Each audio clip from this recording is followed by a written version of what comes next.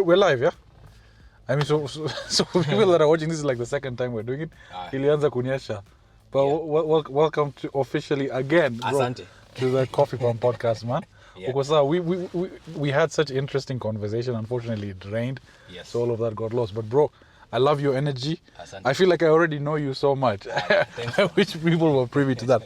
But bro, I want to start off where we started initially. Yeah.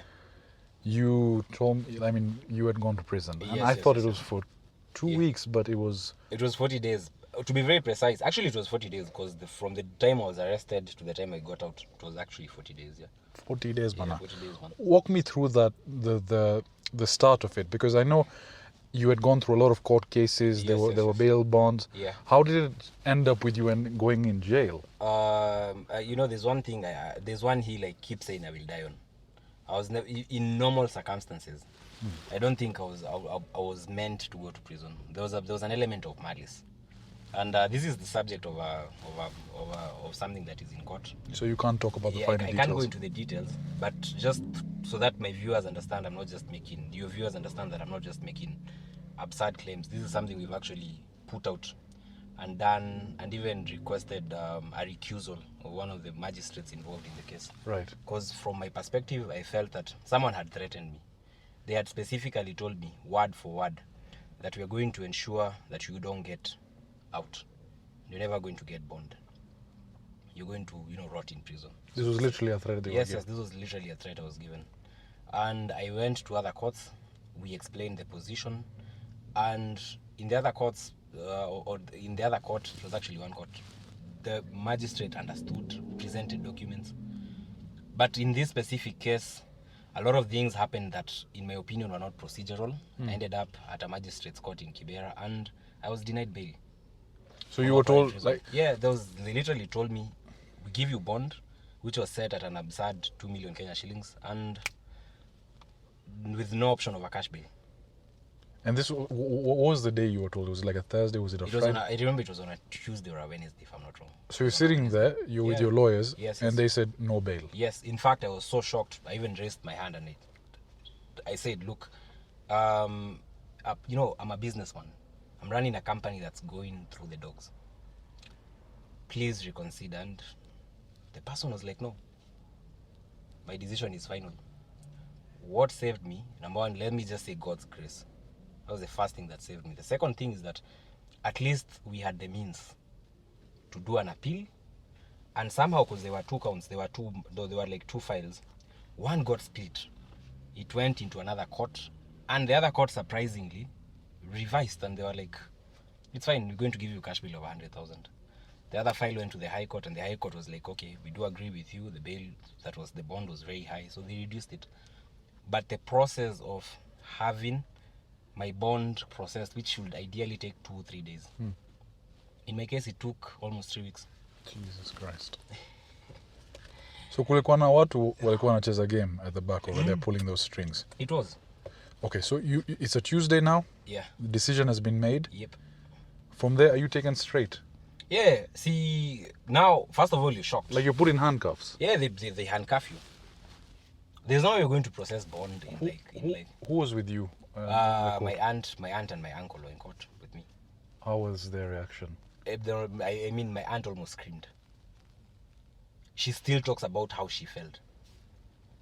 And you personally, like, obviously you've gone through so much up until that point. At that point, I was at my lowest, man. I was like, you know what, it's fine. And I prayed, told God it's fine.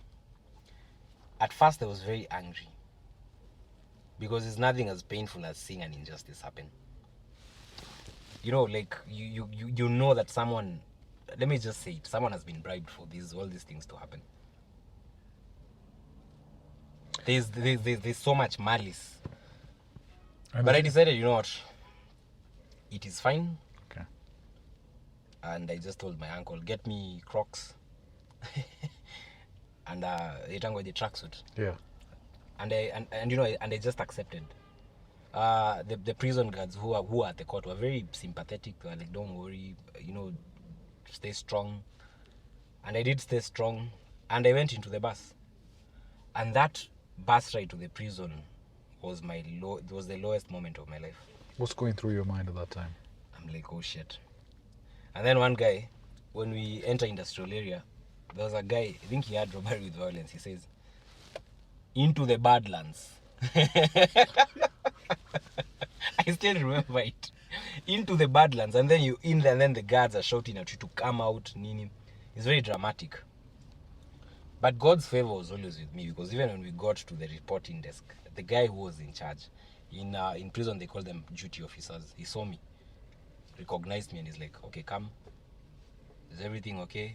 Because I tweeted I'm going to prison. I think they were also kind of like expecting me. And yeah, so we had a chat 5 minutes. He explained, look, don't worry. It's not as that bad. Nothing bad is going to happen to you. That's why we're here. Very professional guys. Okay. Yeah, and he calls a guy from the ward that they had allocated me. This guy's name is, I'm forgetting his name.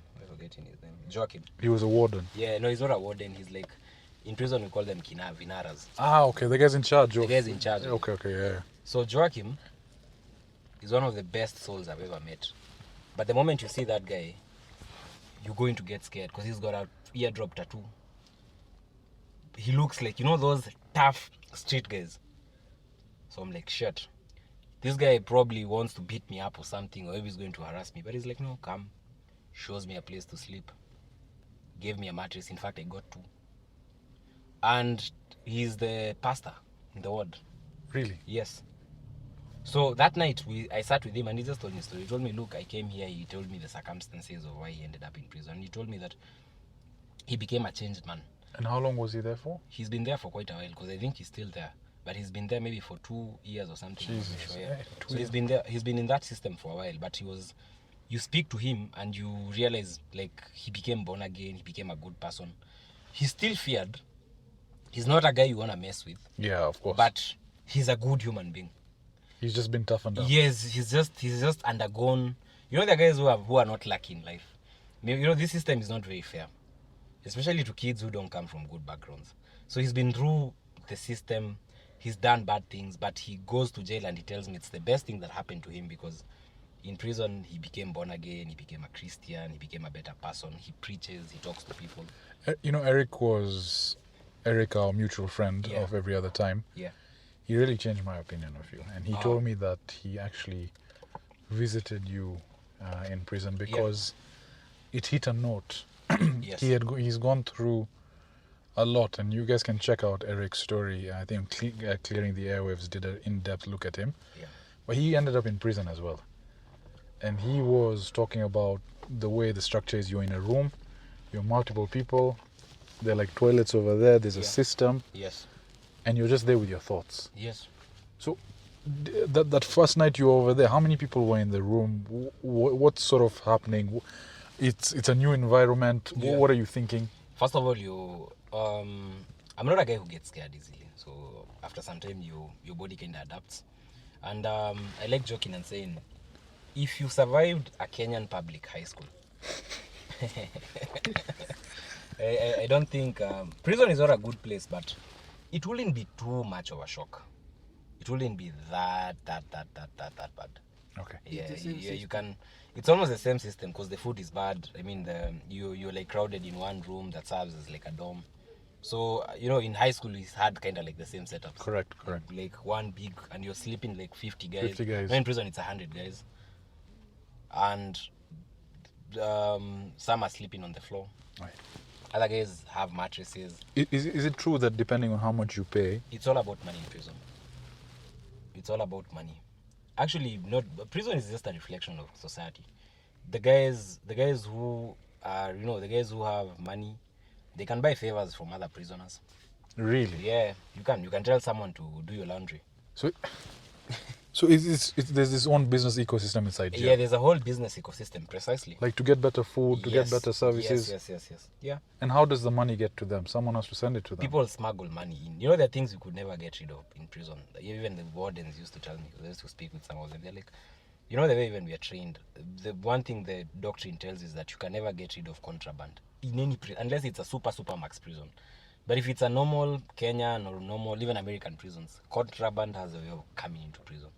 Yeah. You just find this way. Yeah, people, human beings, especially when you confine them, become the most intelligent people you'll ever meet. I mean, the sort of ingenuity you see in prison is just. I mean, there's so many things I saw and I was like, wow, these guys are too smart. What are one of those things just that made you feel like, this is a system that maybe would work outside in the real world? Let me tell you a story, bro.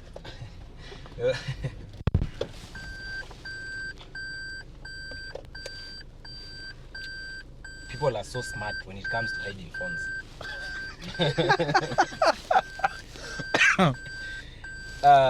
Man, people are crazy, man.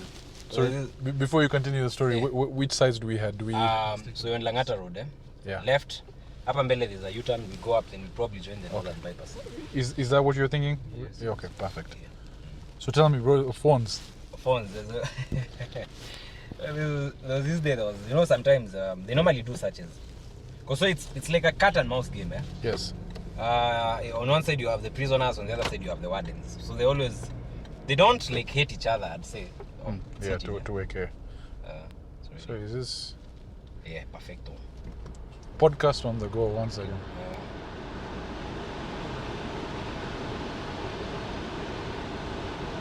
Did I really want to reduce the fun? Yeah, there we go. Nice. There we go. Bro, you're my co-pilot in this one, Then you need that sound from the AC. Don't interfere with the Nini. It will. So we just reduce it much further, yeah. Apple. Don't worry, I get these problems when I'm shooting.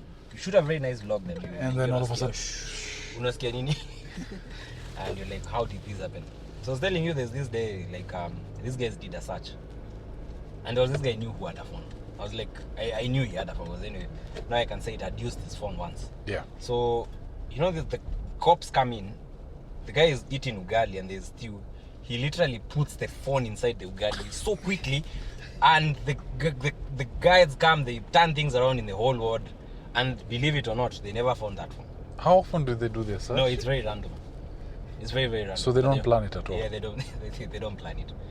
So those phones, the small phones outside cost like 500 shillings, I think. In prison, they cost like 2,000. So it's profitable business. So guys just bring them inside.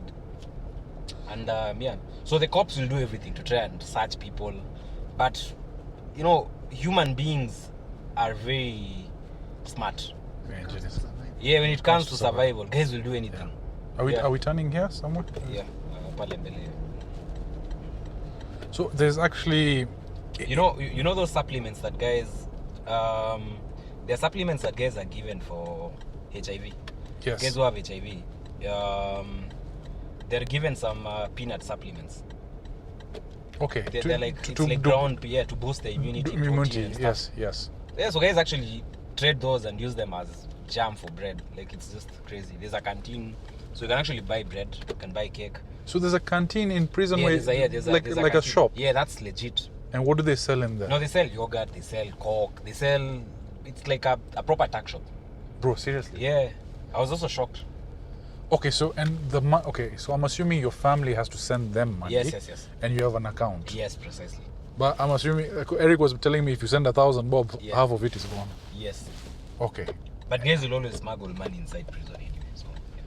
So essentially, it's its own system. It's its own beast. It's its own little world. How do you feel now after going through 40 days? Funny thing, before I went to prison, I was at my lowest. Yeah. In fact, most people don't know this, but I decided to give up. I was like, I'm going to just shut down my operations. I'm going to go completely off. I'll fight these cases. If I have to go to jail, I'll go to jail. No problem. It's fine. I've given up. The day that I decided I was going to, I was going to throw in the towel, I think God decides, you know what? You probably think this is your show, but I'm not yet done with you. That is the day I go to jail. So all of a sudden, I stop pitying myself and I go into survival mode. The Kenyan high school spirit in me is awakened. So now I have to survive this place. So now instead of focusing on giving up, now I have to figure out, I've been messed up by these guys in court, so I need to fight back. How am I doing the appeal? What am I supposed to be doing? So it kind of like awakened a certain fighting spirit in me. And the most important lesson, however, is that first week I actually slept most of it. I was reading the Bible. I read almost the entire Bible in prison. But yeah, from Genesis to, I remember I stopped at Acts. That's when they released me. 40 days is a long time. But one thing it taught me is that I now appreciate everything. The small things. You haven't said we are driving on this road, we are enjoying a coffee. Trust me, I could have no money in my M-Pesa, but I'd not I'd not complain towards God. Before then, I was very entitled. God, why are things not going my way? Why is this product not picking up? Nowadays, I look at every time I pray, I tell God, I thank you because I woke up. I thank you because I'm in good health. I thank you because I have my freedom. I mean, just seeing the sunlight. Yes. Just being able to sleep on your own bed. Yes. Those are things that on a daily we take them for granted. Take them for granted. Yeah. One thing I've always wondered is, I just saw it when we were in the coffee shop. Yeah. People approach you, everyone knows you, everyone is so positive. Yeah. You have, on your rise up to the top, yes, you have a lot of friends. Yes. Is it that the same before and after prison? Let me tell you, right now I don't think I have any friends, if I'm being very honest. There are people, I keep a mental book of sorts of the people who visited me in prison. And I believe those people who took their time to visit me in prison, very small circle of friends. Like I have one friend, she's a lady, she works at KQ. I have a guy like Eric. I have another lady friend of mine. She's Somali, she's a doctor. I know she's going to watch this. So I have quite a number of people.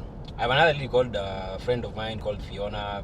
I have a couple of other random guys. One there's Tumbili, who even did a fundraiser without my knowledge. He was like, you know what, I'm going to ensure that you get this money. So I keep a list of people who I know that these are the realest people in my life. Because before then, when things are going so well for you, everybody wants a piece of you. Every single person wants a piece of you. Everyone wants that cake. Yes, everybody wants that cake. But the moment things start going south, my friend, they're people you'll call, they never pick up your call. But here's the funny bit. The moment I left prison, and now guys are seeing, oh, he's coming back. Hey, kidogo amekuwa umeenda kusukuma content job back. Now you start seeing people coming back. But this time you're wiser. You're not bitter, you're just wiser. So when you're on fire, no one wants to help douse the flame. Very few people. I'm telling you, my contact list has 10,000 people. Less than how many? Less than 50 came to visit me. Jesus. And then you realize, you see, there's nothing sad about it. When you look at it from a deeper perspective, you just understand that, this whole human experience, it's every man for himself, but God for us all. People are dealing with so many problems. So you can't be also entitled and say that it was a must that they had to come. But I'll tell you for a fact, there are people I thought would come and they never came. And these are people that I'd have swum across oceans for, but they never showed up when I needed them. So in a way, yeah, the best way to look at it is God gave you a preview. Yes. Before you go further along in these relationships. Yeah. He played you the highlights and said, these are the people that you can actually count on. Yes. Now that you're at rock bottom, yeah, you know who you actually can latch on to. Precisely. And so, in a way, there's wisdom in what you've gone through. Yes. You've had calluses that you've developed now because, yeah. Going to prison 40 days, bro. Crazy. I want to focus on the business side of things now. Yeah. How are things running? Because obviously, I felt that there was quite a lot of, it was like a segment, all of a sudden there was attacks, and you were trending for like a month, and it was and Kibe went through the same things, like this vocal minority that was making so much noise about it. Yes. It must have impacted business quite a lot. No, it did. It impacted everything, and all this was done. There are people who sat down, planned this, and the whole intention here was to get me out of the industry. And I think... Is it because you were a threat to them? You were a threat to their business? We still are a threat in the industry because we do things differently. You see, if you look at the Kenyan business mindset, people who are revolutionaries in Kenya are considered to be people who should not be in business. People like doing business in a certain way. And let me tell you, people even get killed. Especially the car industry is very murky. Nobody is happy when your company is controlling, let's say, a certain market share. Everywhere you go. Even now with all the chaos we've had, we still get calls every day. We still get messages every day. That tells you the sort of trust and the sort of brand that we've built over the years. So not everybody is happy. And some of these people are people you've dealt with before. The people who have worked for you before. You understand? Like, there's something I never talk about, but it's something I've decided, you know what, I can't keep quiet about. Last year before this thing started, I fired around almost 8 people from my company because I discovered they were stealing. So I fired them. They're stealing like how? Yeah, like no, petty cash? they're stealing money from the company. They're inflating invoices. They are fixtures, suppliers getting paid. So the company. It's his own company. Yeah. When I fired these people, do you know what these people do? They're the ones feeding the information to bloggers. So you understand why all of a sudden I'm trending and somebody's posting a leak from an internal memo in the company. And what does that do to business? You can be the best angel on the planet, but clients are very sensitive people. The moment clients see any sort of negative press or things are getting leaked online, someone would wanted to give you 10 million tomorrow is going to cancel that transaction. What does that do to your cash flows? That fucks it up. It fucks everything up. It's like a domino. You also have hostile clients. Out of 100% of the clients that I have like, let's say if I have 20 clients who we are having issues with, there are 18 people who use the correct processes. You know? Yeah, they're guys who will follow the correct procedures of sorts, you understand? But the people who are just malicious. Like I'm telling you, like in one case, there's a time I even went publicly on Twitter and I called out someone very senior at the DCI because the cops were being used to try and frustrate me. But this is a business dispute. I'm not a criminal. You know, I've been in business for 10 years. Correct. Yeah, so you can't be sending DCI guys to come and harass me. You know what is it going to help? A video I saw of you was that cop where you were sitting down. Yeah. I mean, maybe Kim, we can put that here. Yeah. And the way he was talking to you, it's like you murdered someone. Do you think we are the first person coming here? You wait, I sort things out. This is not You're not going to harass me. You're not going to harass me, bana. Boss, I'm telling you. You're not going to harass me. You unaona niko na clients pale kwa ofisi. Sita kuruhusu ulete ujinga hapa. Wacha. Sisi tunapiga watu, tutakupiga hapa sasa hivi. I'm like, boss, you know, there's, and I got flack for that, by the way, because I said that on the podcast. Yeah. They're like, oh, you don't know what Cairo has done, this and that. Yeah. But I just felt it was a bit unfair. They're treating, take it for what it is, all right? Yes. And remember, we were talking about it. There's this part, there's that part, and there's the truth in the middle. Yeah. These court cases, are they still ongoing? A lot of them. Yeah, no, yeah. I mean, they're still ongoing. But here's the thing. Yeah. No, the cameras never show up to court nowadays. Really? Yeah, the cameras are never there. I go to court, I'm the only person there sometimes. I'm the only guy there. You never see the headlines. Apart from the headlines where recently we filed it's called what's this thing called? Where we requested for the magistrate to recuse herself from the matter. Okay, because we felt that we could not get justice in that court. That was the only thing. So you wanted to change the court, and which is a fair request. Yeah. Because now, look, imagine somebody threatens you and tells you, I'm going to ensure that your case is expedited and rest assured you're going to prison. How does somebody tell you that and you're like, then you will be very stupid to continue staying in that court. Will you just wait to be the same people who took you to jail for 40 days? Will you still stay in that court and wait for them to jail you for 4 years? You would be very, very stupid. So this is basically the thing. Like, we went through such a painful process simply because there are people who all of a sudden decide that, you know what, we know people in the system and we're going to use this system to frustrate you. And unfortunately, that is the nature of business in Kenya. Powerful people sometimes will use the system in a very bad way. And are these powerful people very politically connected? Oh, let me tell you something. One thing I've come to realize with you know, before last year happened, I used to live a very idealistic life. Believe it or not, in 10 years, I've never gone to any police station in Kenya to clear my name regarding anything car related. 10 good years. And that's a solid reputation. Yes, no issues anywhere. If you go through the criminal system, there's nowhere where Cairo appears for stealing money from anybody. No such thing anywhere. But all of a sudden, first of all, there was that whole Gen Z thing. Yes. Second thing, you have some clients who are very connected within these political circles, And all of a sudden you notice that it's like the whole system is ganging up against you.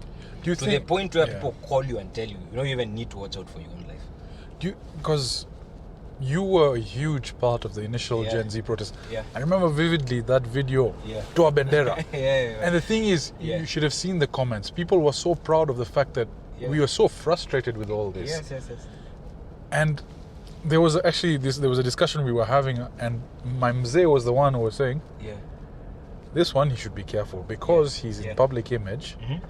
If politicians see this, Yeah. they'll start knocking on his door. Yes.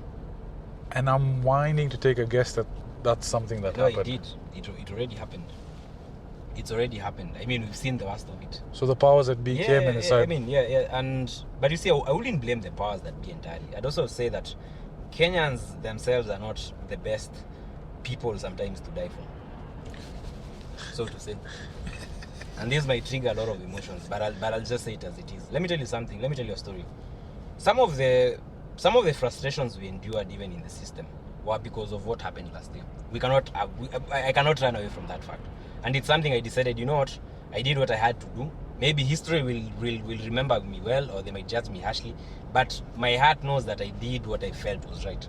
Because before, the reason why youths went to the street, nobody got paid to go for those protests. We just felt frustrated that the system wasn't working out for how it should be working out. Yeah, you know. But here's the thing. Immediately afterwards, you'll notice that Kenyans again are easily swayed. The moment we told guys, look, the bill has been pulled down, please don't go to the streets again. They're the same people who will say you've been paid. Yes. Because you've just spoken out your mind. Because you feel responsible. You're the same people who are at the forefront of those protests. The most responsible and a good thing to do is just tell guys, look, just chill down now. See, the Nini has been pulled back. The bill has been pulled back. Yeah. There's no need to continue on this direction. Remember, there's a constitution, there are laws in place. Correct. We can't also take things too far. Correct.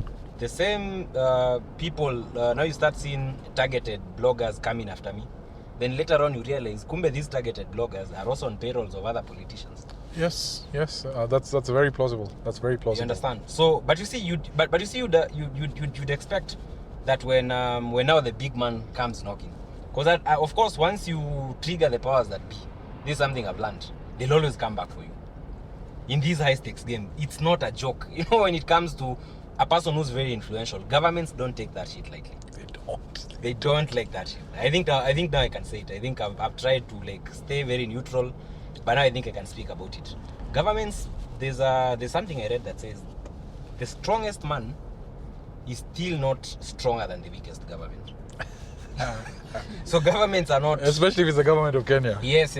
Governments are not entities you want to play with. But take note, when some of these frustrations were happening to me, there was a political element to it. The same Kenyans that I was willing to take a bullet for were the first guys to make memes. Yes. Now I see guys saying, oh, angalia pesa zake zote zilikuliwa na madem. And you're like, bro, literally, bro, I'm not even married. Literally, even if you were to say maintaining a relationship in Nairobi is in 100k, is 100k a month. Salaries a month you'll pay over $1 million. Uko na taxes, uko unalipa KRA. There are so many things you're paying that can mess you up as a businessman. But you'll see guys making memes about you, and that's when I realized, you know what? Sometimes you have to be very careful. You always have to put yourself first.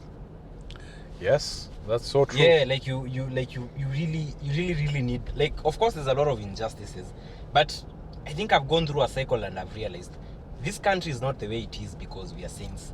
It's the way it is because even as Kenyans, we have a long way to go. And that's why we enable the sort of toxic politics that runs this country. So it's not something that you can sort, even if you said you want to do protest for the next 1 month, it wouldn't change. It's something that goes deep down even to our understanding. But it's also embedded in our culture. Yeah.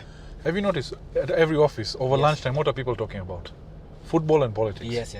So these interplays between your social aspect and how it plays into politics. Yeah. People enjoy making stories and adding elements and doing this. It just, maybe as a culture we should reflect on why we're so focused. Precisely. And the other thing is, I noticed People take politicians as celebrities over here. That's a problem. That's a huge problem. They're supposed to be public servants. They're supposed to be that face. But we were also talking about this offline. A lot of people our age, the flex money is to try and compete with a politician. Okay, you were saying you have a guy who's toured an album and he wants chess cars to follow him. Yes. I was saying like local Kenyan celebrities have this whole, this whole cloud thing. It just goes deep into their heads. Like the conversation was about. You were saying I was very chill. Oh, that guy is moving. He's moving. We were saying that. You like you were saying I was chill. So I told you like I don't consider myself to be a celebrity. Yes. Okay, a lot of guys know me, could say I am, but it has never really gone into my head, and I don't let the fame dictate how I interact with people. So let me just say this here for everyone watching. Yeah. Cairo has been so chill with us. It was raining. We were walking through the mic stuff. We were doing this. Jama was working on his phone. He was selling cars. He was easy. Yeah. You were like no problem. And normally we've had guests that are like 5 minutes late. We can't do this. So yeah. Mad props and respect to that. Yeah. So I want to talk about politics specifically, bro. Yeah. With whatever's going on Yeah. and going into 2027, do you pay attention to what's the next? Do you think this government will continue? Do you think does it affect you? Do you think about it from a business perspective? Let me tell you one thing. The last 1 year gave me a very, very powerful lesson. It taught me a very powerful lesson. You need to switch your mindset. At one point in business, you need to stop seeing this country. You need to start looking at a global perspective. I remember you saying that. Yes, Yeah. yes, beyond Kenya. Yeah. It's beyond Kenya. So this might offend a lot of people, but after what I've been through this past 1 year, my focus is actually on the global scale. I see all the politics going around, and I just decided, you know what? Getting involved in this, even in the first place, was a very bad mistake. Very, very bad mistake on my end. And that is one thing. If I could roll back time kidogo, I think I'd have actually toned down, because I realized there's so many forces at play. Even when you see hashtags trending, sometimes we might want to say that the guys in power are the boogeymen. People want to paint that picture. Yeah. But let me tell you something. All politicians are actually the same. All of them are actually the same. And behind closed doors, now forget about the drama online. When you come to when they go to the country clubs and they go to all these nice places, these people don't hate each other. Yes, they're all playing chess together. Yeah. They're all. What are you doing? What have you had? Yes. Yeah, so, and then you see how the population is treated and how people get too emotional and even die for politics. You start questioning yourself. So nowadays, I just watch and just laugh, but I never comment. I never do anything. Yeah. I decided, you know what? Now that was a very powerful lesson that life taught. So, it's a bit of a funny memory I have, but in relation to what you're saying, Yeah. when we were initially building the data center, Yeah. this was in 2019, 2020. Yeah. So we're sitting in the offices and then we hear commotion outside. Yeah. Sasa, it's two guys, the day laborers, Yes. fighting and rolling on the ground. Yeah. So my boss goes and stands next to them, and these guys are bloody chopping each other. Yeah. It's because one guy had said something pro Ruto and one guy had said something anti, who basically started fighting each other over politics, chopping each other. But here's the crazy part, man. The guys you're fighting, like, who'd have thought, like, the president and the former PM would ever work together? By the way. But imagine there's probably someone somewhere who died because of that sort of politics. And that's what it does. Politics, man, it's divide and conquer. Yeah, so I realized that a lot of people are too emotional about it. And there are so many ways you can bring positive change to the society. You don't have to be a politician. You don't have to, yeah. You can actually bring change by being a very successful businessman, doing good initiatives, CSR, and that kind of stuff. I agree. And I pray to God and I just tell him, you've given me a voice, but if I have a choice, dear God, please keep me away from this thing. I've learned a very painful lesson. I've gone through very difficult things for things I did last year, and this is something I'd never want to ever experience in my life. I'm just okay with being that guy who sells cars, flies planes. Sometimes I'm okay with being that guy. I don't want to be attacked. I mean, it's too much chaos. Can I be honest with you? Yeah. After just going to that petrol station and seeing the reaction of everyone, it's just you as a person. God blesses some people with charisma. Yes. I think it's naturally bestowed upon you. Yeah. So it's like, having a very big dick and saying, it's too big. That's a bad example. So, live with it, bro. So, Yeah, but I realized that that last year really shocked me, and but to a certain extent, I still wouldn't regret that much. you're because- wiser for it. Yes. Now I look at things and I'm like, you know what? Sometimes I feel bad for this country because you look at the way things sometimes are, and like when I went to prison, I realized there's so many kids there. Like I saw a guy who'd been in prison for 60 days because of 3Gs. What? Yeah, I paid a couple of watu kadhaa ndio walipia bail. Some guy even had a bail of like 10,000 and na haikuwa inapatikana. 10K, bro. Respect to that. 10K. man. You see, so you realize that there's so many bad things happening, and so I was asking myself, how would I change this? And I realized that the solution sometimes is build a war chest in terms of resources, in terms of connections, and don't use it for selfish gains. Instead, use it to empower these people. Use it to open doors for them. Yeah. Use it to advocate for when I talk about my own experience. Like how I was frustrated with the bail, with the bond. The reason I'm very confidently talking about it is because I wouldn't want anybody to undergo what you went through. It was very traumatic. Yeah. You were talking about globalization now, Yeah, where you're looking beyond the borders of Kenya. Precisely. You were recently in South Africa. Yes. Like, are you looking at expanding the market there? And what's the idea around globalization? What's the Cairo brand looking at? doing? Actually, I did register Karo in South Africa. It's a registered company in South Africa. Awesome. Yeah. So we. South Africa is an interesting market for cars, eh? Yes. Everything there's a lot of internal manufacturing that happens over there. Yes, there's a good market for cars and also aircraft. Because you see, they have a very huge. JetMan Global. Yes, JetMan. So actually, when I was in Johannesburg, I had gone. There's this event called Aero SA. Okay. It's one of the biggest. I wouldn't call it an air show. Let me just call it a forum. Yeah. For aircraft brokers, aircraft financials, and manufacturers. So if you want to meet the head of Boeing in Africa, you're highly likely to find him there, sitting there at the Airbus tent, yes, and you can have a chat with him, yes, have a coffee with him. Yes, yes. So it was because I'm trying. My goal with JetMan Global is to make general aviation kind of like acceptable in Kenya. I feel like a lot of guys have the money to afford planes in Kenya, but there is no company that can handle the A to Z. There's no company that's handling acquisitions. Very few. Yeah. Hangarage, actual operations, maintenance. That's a very niche brand, by the way. All under one roof, yeah. So that's my vision with JetMan. I want you to come buy a jet from us. We will manage the aircraft for you. We will get pilots for that aircraft. We will ensure that it complies with KCA rules. We'll ensure that it's up to date in terms of maintenance. And when you're not operating your plane, I want it to fly and do charters and at least pay for some of its things. As a guy, what we'll do is, on one side, uta paint CoffeePump. Yeah. On the other side, uta paint every other time with Eric. Yeah. And then we'll do a podcast in the air with you. Amen. But that's the goal. Let me ask you, if, like, G5 is an airplane, right? Yeah, the Gulfstream. People don't buy them brand new, they buy them second hand, right? Yeah. Like with the cars. Yeah, but you can still buy a brand new one. How much would brand new set you? A G5, I don't think the G5 is no longer in production, but something that's close, maybe the G600, would cost you probably around $40 million. It's just a quick figure. But the G5. How many CoffeePump subscribers are those? No, but you can look at it from this point. Maybe start selling a brand. You know, look, at times it looks like it's a very crazy goal, but here's the funny part. Something I've realized from interacting with a lot of aircraft, these aircraft deals, and people get financing. You can get financing for a Gulfstream. I'm not kidding. So do people also like charter them? For example, let's say I come to you and I say, look, I need 10 of us wants to go to South Africa and back. So one-offs, are you looking at doing that as well? Yeah, we still do that. Actually, we do it right now. We help people get good deals on planes in Wilson. You know, there's so many aircraft owners in Wilson who don't know how to market. Really? Yeah, someone has a very nice, let's say even a jet. Yeah. It's just lying there idle. He doesn't know, because, it's a very niche market. It is. So I'm trying to change their perspective. I keep telling them, look, let us make content with your planes.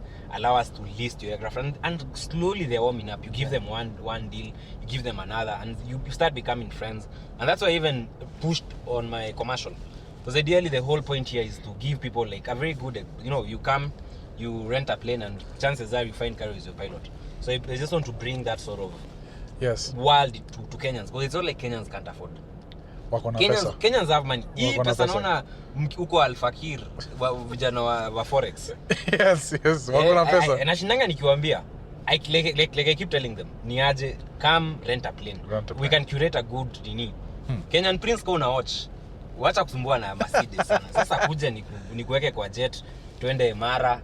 We do good content, you come back, you enjoy. You know, I'm basically trying to show them that. So let's say, bro, I'm not sure if you have the numbers off the top of your head. Yeah. Let's say I want to charter a private plane for 10 people. Yeah.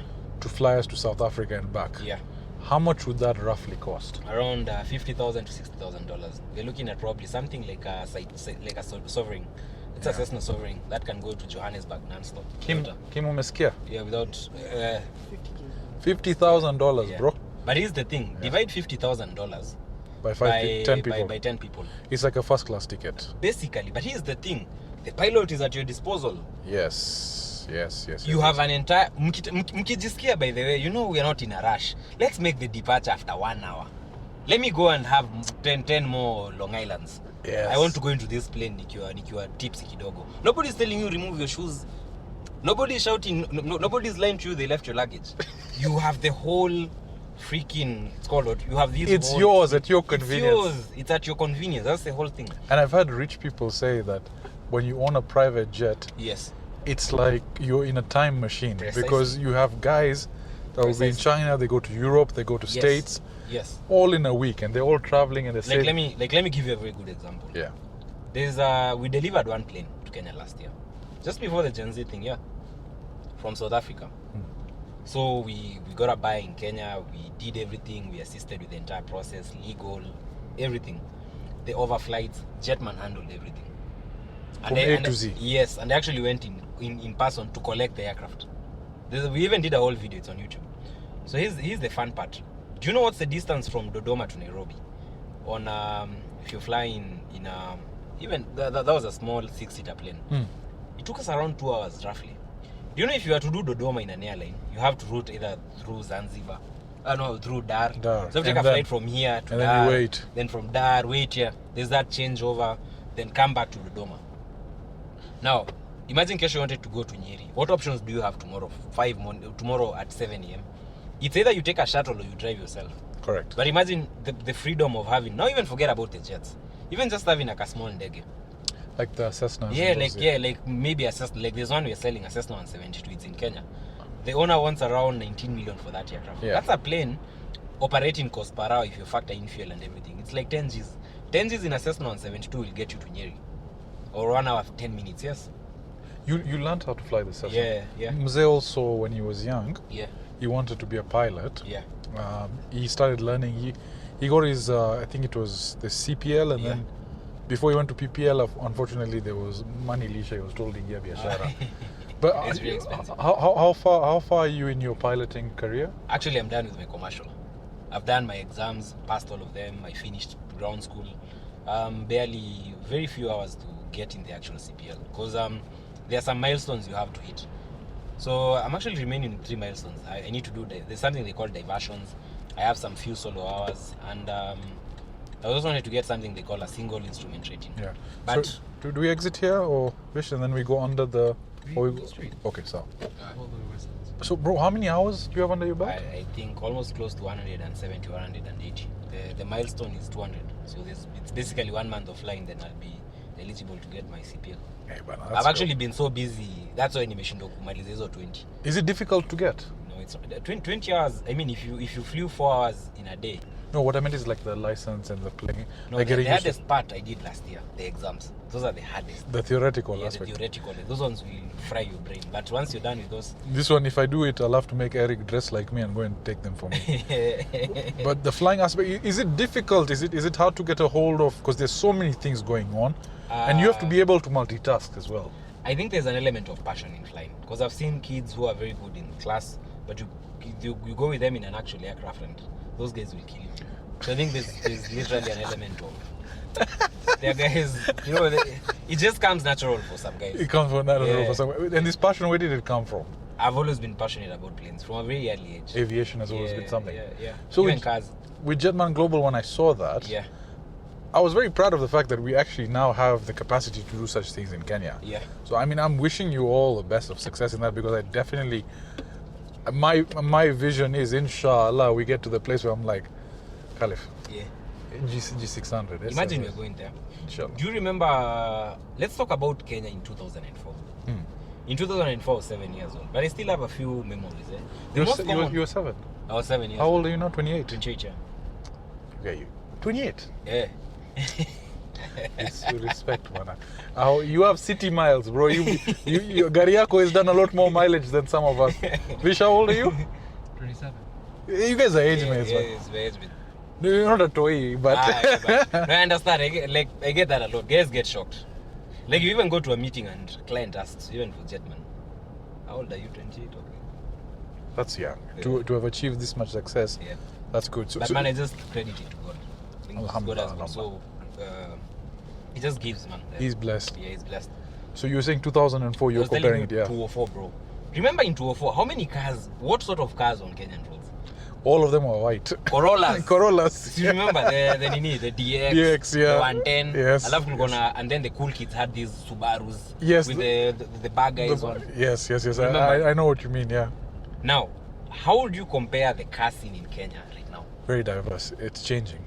You understand? Yeah. Now, the biggest boys in the Kenyan car scene today, some of the biggest showrooms that I respect, the guys that I look into the industry and I say, oh, these guys have achieved a lot. They started off E009, 2003, 2004, up. So what I'm basically trying to tell you is, JetMan, as of today, we won't sell a jet every month. But the vision is not for now. Correct. We just it's setting- long term. You're setting the base. We're just setting the foundation. Yeah. Like, let me tell you something interesting. Do you know there's a private airport that has opened right off Thika Road? I was told. Who's Northlands. Yes, who's opened that? I don't know the owner. I was told it's politically connected at the top as well, eh? I don't talk about the owner. okay. I just know there's a nice airport. There's a nice airport, Now, yes. here's the thing with Northlands. Northlands has a 1.7 kilometer long runway. 1.7 kms long. Is that That's long. That's Actually, quite. that's the same size as Wilson. You could put down a jumbo jet full of passengers and full fuel hapo, or Jeez. even a small jet. Jesus. Itaingia hapo. You know why I mentioned that? Because right now if you went to Northlands, there's literally nothing. It's still bado hawaja develop. But you know these guys, ile hesabu wanapiga, they're not doing maths for now. 10 years. They're from doing now. maths for 10 years. So sometimes with some of these dreams, you have to allow yourself to look like a fool initially. You need to look like, because I know there's a guy who's probably asking, sasa walijenga airport Karo, nani ataenda huko? Yeah. They're looking at it 10 years from now. Yes, and this is what's going to happen. In most places around the world, if you look at, like, for instance, Johannesburg, Yeah. the busiest airport in Johannesburg for private jets, Lanseria International, is not owned by the government. It's a privately owned airport. So you have a guy coming into Kenya in a freaking G650, and I see them in Jomo. In Jomo, you'll go randomly, you'll see a Gulfstream, you'll see a Challenger. There are guys coming with those ndeges here. So probably in 10 or 20 years to come, Jomo will be so busy, some of that traffic will spill over into that airport. So hizi miaka zenye alikaa umse alikaa yani haelewi nini anafanya, hiyo miaka ikikuja, he will make money. So I ask myself, if somebody is willing to build an airport, a high class airport at that particular stage, then it means I'm also not on the wrong track. There's a day that's coming when Sajid will want a 4-seater plane to be taking wife and the child to the Mara every weekend. Who's going to sell him that plane? Wives and the children. So The wives. Yeah, wives and the children. 20-seater plane. Thank you. And then my camera crew as well. Thank you. And then Cairo as well. Yes. And then Ioto and his kids. Bro, do you know this is a lifestyle in the US? Like Yes. you go, like the Yeah, US they has go for vacation. Yeah. And The US has, I was reading somewhere the US has like over 10,000 private pilots. They have such a huge population of pilots. And owning a plane in the US is so easy. You can get, unaona venye tulipanga gari financing, let's say 50k a month. You can buy a ndege for 20k a month in the US. If you think I'm joking, go to controller.com. Search and just look up maybe something like a Cessna 172. You'll see there's a payment plan imeko hapo. Okay. So, I mean, to be honest, I buy the vision because Yeah. if we look at the infrastructure growth in East Africa, Yeah. a lot of future tech millionaires, a lot of future manufacturing millionaires are going to be based over here. Thank you. Because this is where the untapped reserves are. Yes. while most of the world already has developed infrastructure set, Yes. there's so many potential gaps over here Yes. that new wave of millionaires will be here. Thank you. And these new waves of millionaires, better cars, airport, if it doesn't matter whether you go first class, we're all waiting in line. Thank you. We all eventually have to wait in line. Yes. So private jet, I Yeah. definitely see that being an option in the And future. then look at it. There's something else I was looking at. The West. If you go to the West, they've reached to a point of development where like the curve cannot go. It doesn't grow very fast. If you look at like for instance how the US has changed in the last 10 years. If you go to New York, if you are to have a time machine and go to New York, let's say in 2015 and now, nothing has changed. But if you come to Nairobi at 2015 and Nairobi aside, a lot has changed. Yeah. And you'll notice a lot of people sometimes don't want to stay in the West because it's too restrictive. You know, we take for granted the freedom we have in Africa. You understand? Huku ni Wild West. There's a bit of freedom. We have our own problems. We are always having complaining about the government. But if you're being very honest, and for people who've traveled, you have to appreciate the level of personal liberties that we have, even in Kenya. So that sort of vibe is what is attracting a lot of expats here. Yes. In fact, the other thing we were talking about offline is, Yeah. well, we're going to expect a huge wave of expats. Yeah. So UN-based entities, UNEP, Yes. and other organizations that have headquarters in Geneva and New York. Yeah. Because cost of living is so expensive, all of these guys have been asked to relocate their headquarters to Kenya. Yeah. So we have like 10,000 families or so that will now be based over here. What it will do for our service levels and the experiences that you expect in Kenya Yeah. is supercharge them. Like, you know, you have stuff like Brazilian Jiu-Jitsu clubs. Yes. The Jiu-Jitsu club. Oh, We never had that kind of stuff. But because of the Yeah. foreign expats that come in Yes, here and they yes. demand such things, Yeah. you will see that.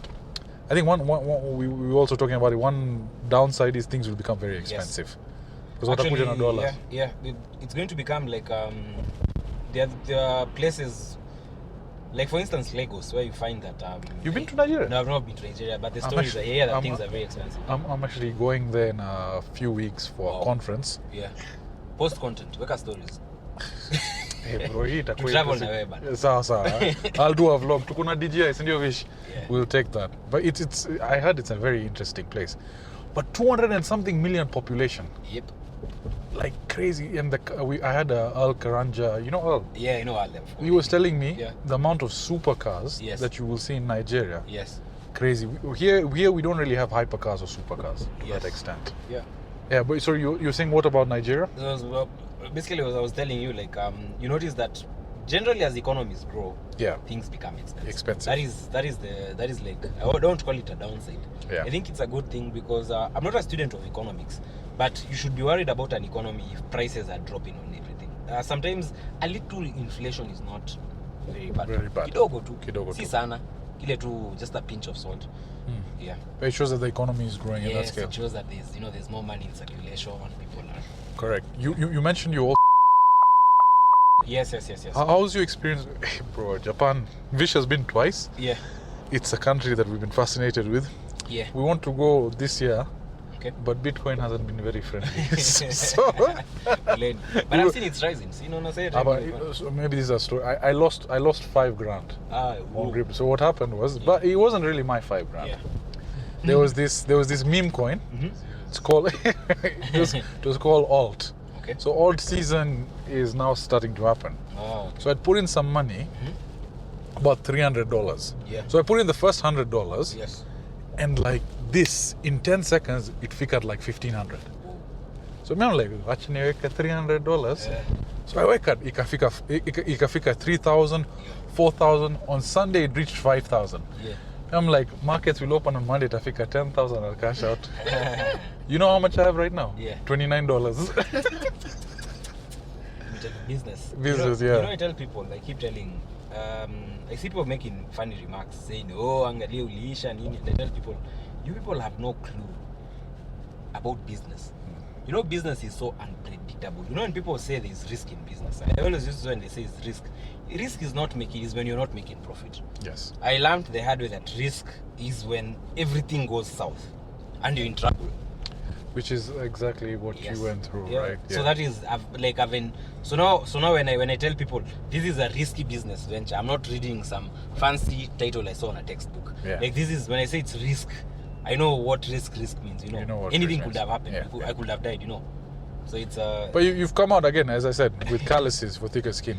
So circling back to Japan, what's your opinion on that place? You've been multiple times, right? Yeah, It's for pleasure or work? no business. Okay. The only place I've ever gone for pleasure, ile nikasema bede, I need to give back something to myself, and I felt guilty still after I left there, because I think I'm a workaholic. Yeah. For me to go to a place and justify buying a ticket, lazima kukuwe na some element of business travel. Yes. So Japan is a very interesting culture because they're very polite people, extremely polite. You shocked me when you said tipping culture is not like you can't tip people. Yes. Yeah, because they consider it to be rude. So so when you go to eat at a restaurant, Yeah. tipping is included in the bill, ama like gratuity, whatever you pay is Need yo. Yes, imemtosha. See kama US with the demand. So the moment umeenda umemtip, ana assume ni kama unadharau kazi yake ama unamdhalilisha. So they don't like it. Yes. Overall with the people, like Very friendly. would you ever do a holiday in Japan? A holiday in Japan may be a bit of a stretch because of the language barrier. Like, let me give you a very good example. The last time I was in Japan, I was staying at this hotel, and the hotel was in Tokyo Tao. So I'd leave, nenda kwa duka hapo, and these people will speak to me in Japanese. And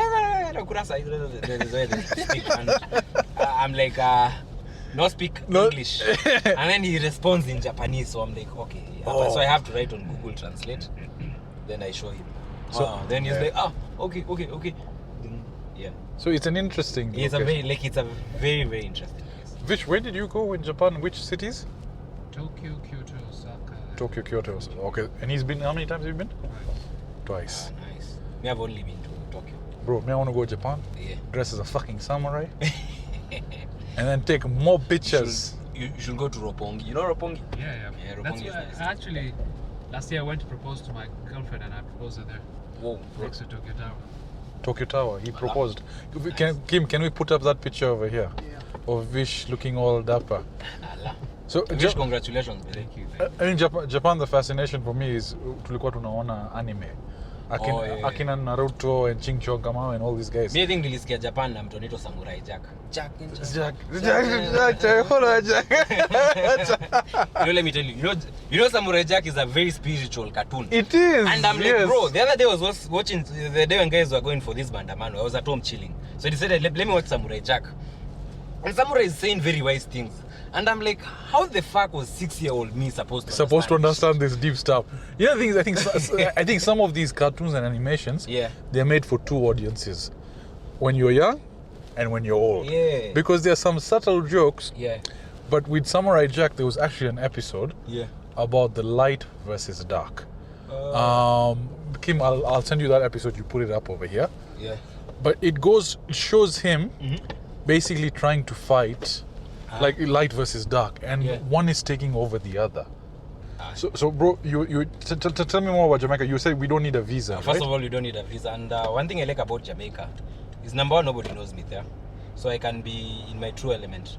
Like I can go, just have a drink at a place and nobody knows me. Yeah. Like I can just be, myself. Yes.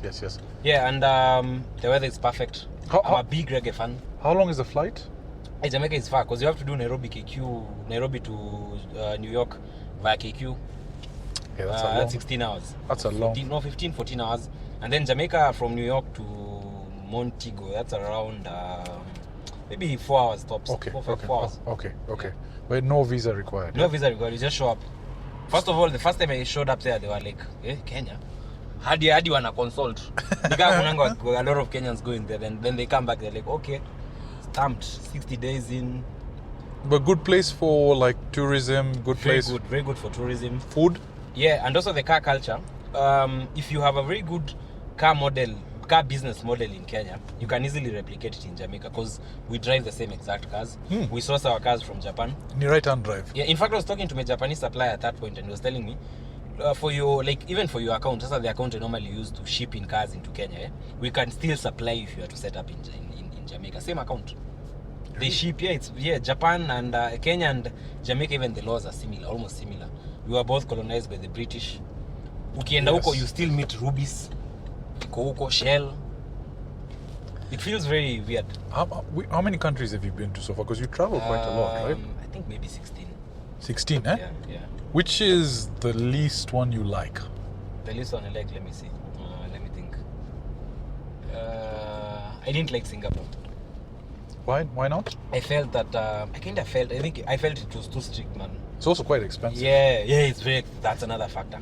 Because you go to Malaysia, bro, at that point, 2021, I was paying 4K a night for a very swanky B&B in the middle of the city. Like with Uko 20th floor, very nice views of the city, and I'm paying like 4Gs. Singapore, bro, for $100 or $80, you living in a very cramped hotel. Yeah, Malaysia, I was told, is quite cheap. Yeah. Singapore also, you're not allowed to chew gum. Yes. Apparently, if you chew gum and spit it out over there, you're arrested. That's a very serious offense. But it's also a small island, right? It's a very small island, yeah. But car market is quite big over there. The car market is quite big. I think you were saying it was seasonal. Yeah, it was very seasonal. And now, like, guys, I don't know, Kenyans just don't like cars from Singapore. They just prefer Japan. And I'd understand why. You know, Japan has very good systems for the car industry. So if you buy a car in Japan and they tell you it's a grade 4, it's a grade 4. Hakuna a lot of monkey business. So the last time I was in Singapore, I didn't feel... There was one place I was treated badly and it just ruined my whole experience. Do you want to talk about that? We can. I went to this dealership. Yeah. And back then I was 2022 nilikuwa na miaka ngapi? 2022 I was a very young kid. 27. 2022. 25. 25, yeah. So I'm going to this place and one of the staff treated me so rudely because waliniambia, don't take photos. I think he probably thought I couldn't afford any of the cars. He was just being... Yeah, he was just being very mean. And you wouldn't know if it was racism. So it kind of left a very bad taste in my mouth. But I'll tell you, I've been treated so well in places like Japan, and you go to Japan and you love the place, man. Yeah, they're so friendly.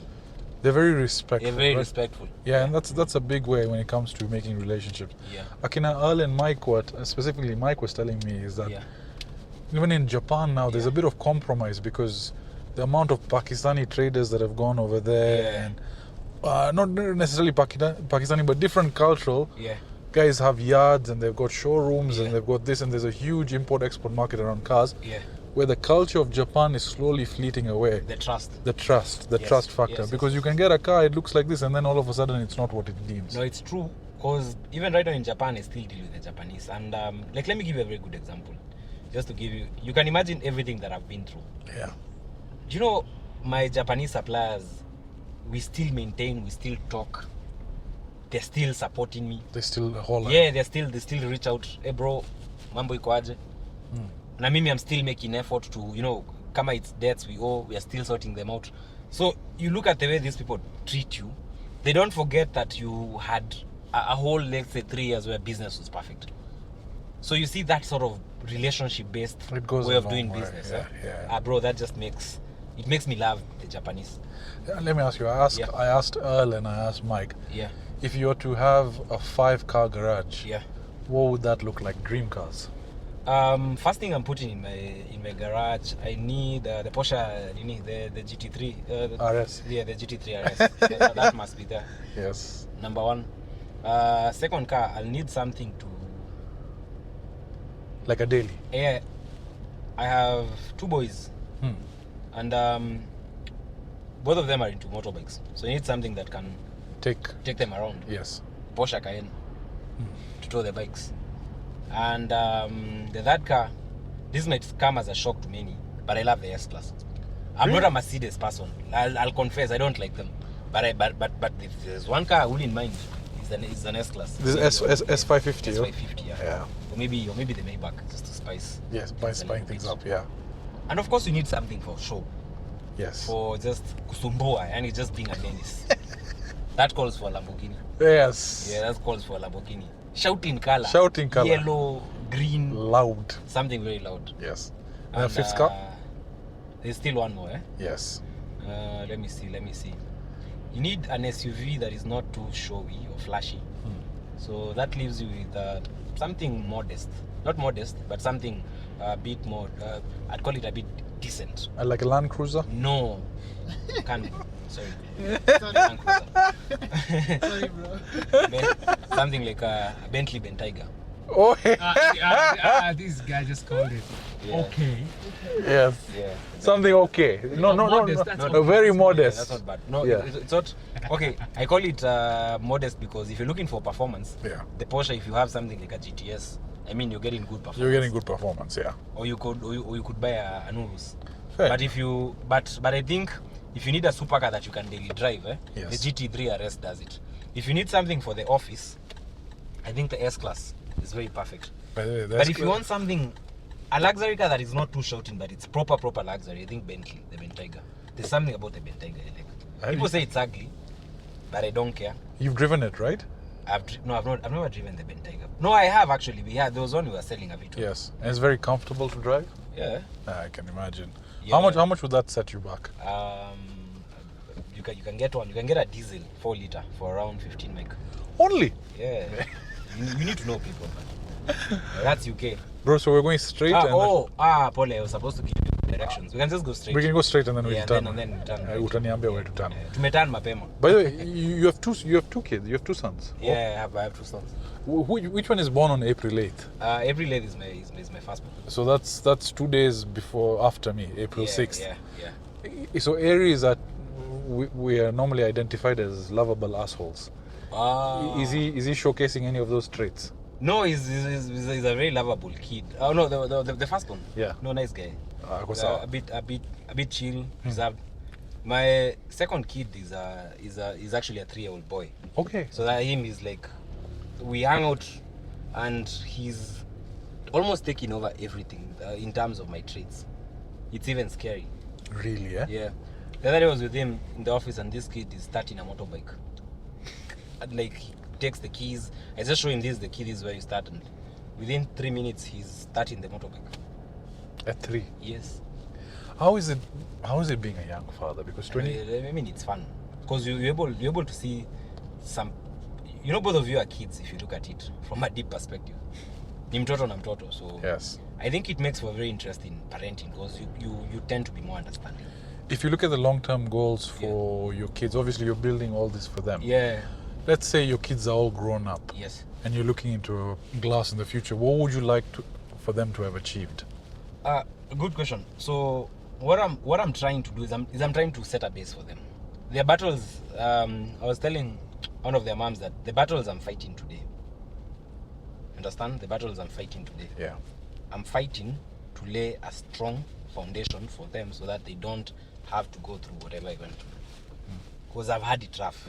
Yeah. So for them, I pray that the struggle will be slightly. Wacha ikuange struggle ya, you know what? Hii Ferrari inanisumbua na engine. I can't go to work on time. But not like dealing with all this sort of chaos. Chaos. Yeah, so I'm just trying to become a better person while at it. And I want to focus a lot of. It's not even about giving them everything. Yeah. It's about putting in systems. That's why when this kid is turning 18, anakuja anapata the dad, he's running his businesses. If he wants to do his own things, it's fine. But it's fine, anapata, you've set a good example. You need to try here. Yeah.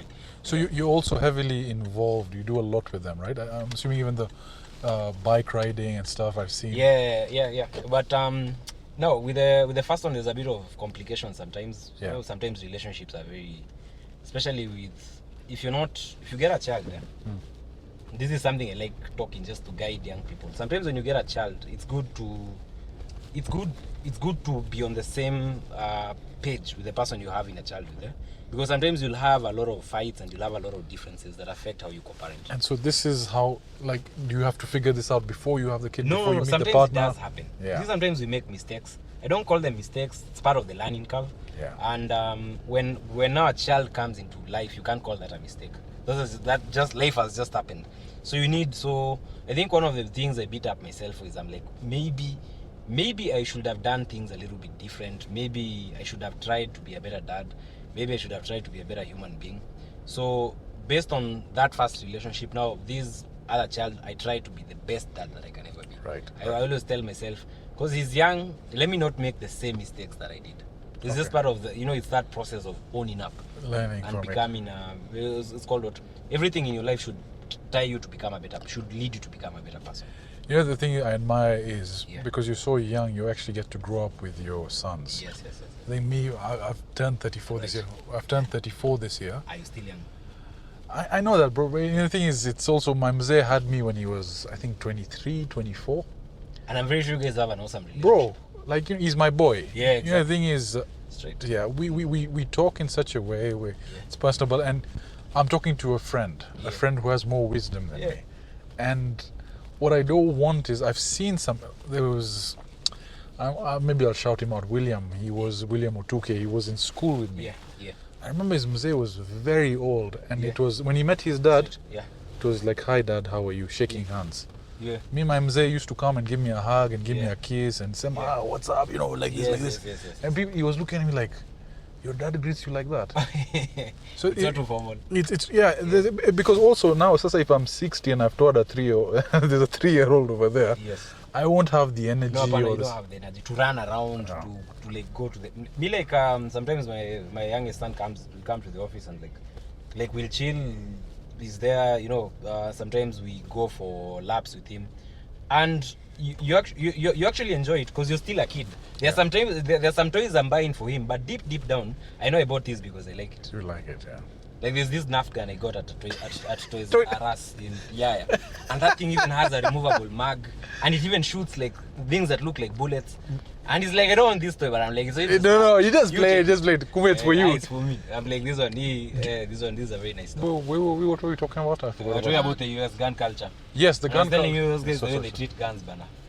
Yeah, so I mean, you can just literally go buy ammunition. You know, there are states where even 16-year-olds can buy guns. I think was it Texas or something. Yes. Hata hakuna pressure. You just walk in and they sell guns in a supermarket. There's a liquor store. There's a gun store. It's crazy. And when you went to States, which places did you go to? I think Washington State. And did you go beyond there anywhere else? Yes, I've been to New York, been to California. How's New York? New York is not bad. Very busy and bloody expensive. Is it like a concrete jungle where people just don't even bother with you? It's actually a concrete jungle where people don't. And it's a very expensive place. I think the most expensive hotel room I've ever stayed in was in the US. Na ilikuwa kawaida. Hey, uko like hii pesa yote nimelipa nini? And it's a kawaida thing. Let me ask you, the first time you flew business class, Yes. how did you feel? Hey, bro, I was like, whoa, huku ni wapi? It's a different experience, eh? Hey, bana, even the food is nicer. So, It's like you're in a restaurant. Huku nyuma bana tunakula processed food. you know, the thing is, going back to, so I've only flown business class once, and I slept the entire way, so I didn't get to experience it. Me, I couldn't sleep. First time. You were just excited. I was like, I have to get value for my money. You have to make the most of it. Let tatwa, whatever you have. I have to. Now, if you ever fly back to economy, do you ever feel like what? Actually, I flew economy juzi nikenda. But yeah, Tanzania upgraded me. For Really? free, I swear. Yeah, Tanzania is The good. purser recognized me. It's like I watch your content. It's like kuja. They gave me an upgrade. Very nice. I love that airline. Yeah, Tanzania is good. Yeah, eh? Tanzania is nice. It's good. Okay. Upper. Up. Kwanza the cabin crews. They're won't very say much. friendly, yeah. Yeah. The Fly with them, yeah. you know, with KQ, I've had I'm hoping they've changed, bro. Yeah. Eh, by the way, you're bringing me to a place where an ex lives. Ebu, let me Allah. Ebu go. You take a right over here. Yeah, we sindio? take a right, yeah. And then is your building in 150 meters on the left? Yes, that one.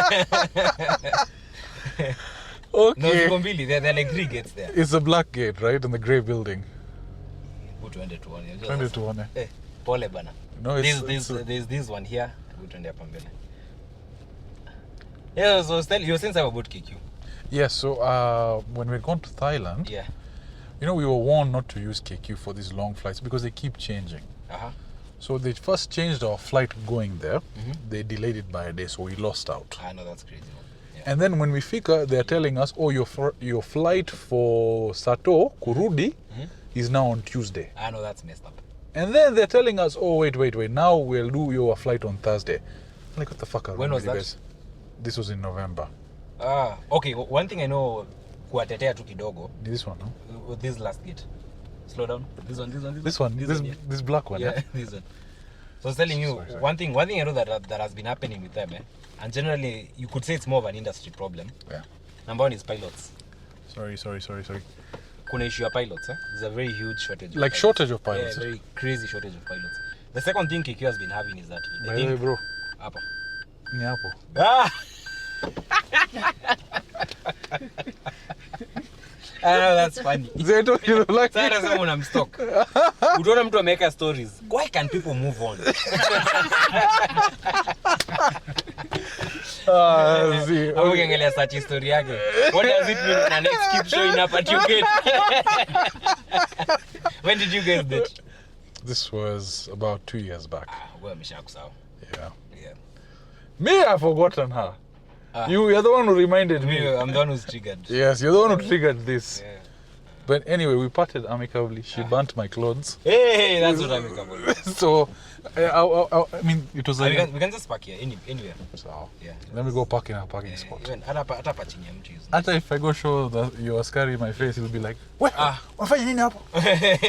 It simplifies everything. Yes. Because it's easier to switch from a guy who's been flying Boeing for like the first 3 years of his career. Taking him to a Dreamliner is easy.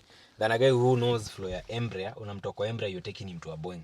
There's a bit of issues. I see what you So I think that's what they're trying to do. They're trying to like standardize their fleets, bring in more money.